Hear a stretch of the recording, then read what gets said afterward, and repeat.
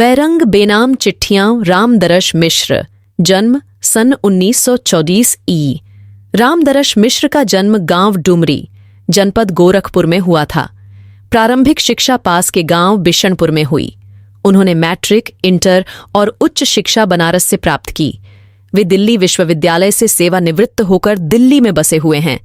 पथ के गीत, बैरंग बेनाम चिट्ठियां, पक गई है धूप, कंधे पर सूरज, दिन एक नदी बन गया, बाजार को निकले हैं लोग, जुलूस कहाँ जा रहा है, आग कुछ नहीं बोलती, बारिश में भीगते बच्चे, आग की हंसी आदि उनके कविता संग्रह हैं।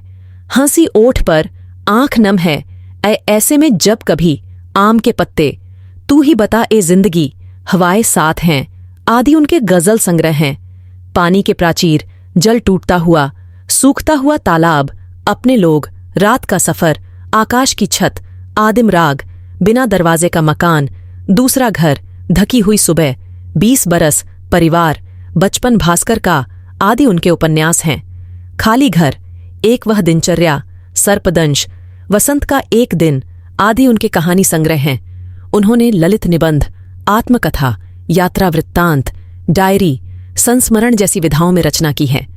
मिश्र जी कवि शेखर सम्मान, शलाका सम्मान, साहित्यकार सम्मान, साहित्य भूषण सम्मान, साहित्य विद्यावाचस्पति सम्मान, व्यास सम्मान, दिल्ली साहित्य अकादमी पुरस्कार जैसे राष्ट्रीय पुरस्कारों से सम्मानित हो चुके हैं। इस कविता में डाकिया के माध्यम से कवि ने एक ऐसे किरदार की रचना की है जो दुख, दर्द और अकेलेपन से पीड़ित लोगों तक मानवीय संवेदनाएं और उम्मीद बांटता फिरता है।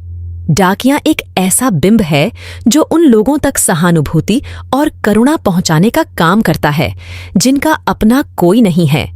कवि कहता है कि बिना नाम और पते की चिट्ठियां जिन पर भेजने वालों ने जरूरी डाक टिकट भी नहीं लगाया है, ऐसी चिट्ठियों को किसी एक व्यक्ति तक पहुंचाने के बजाय डाकिया समाज के संपूर्ण पीड़ित समुदाय को पहुंचाकर आश्वस्त करना चाहता है।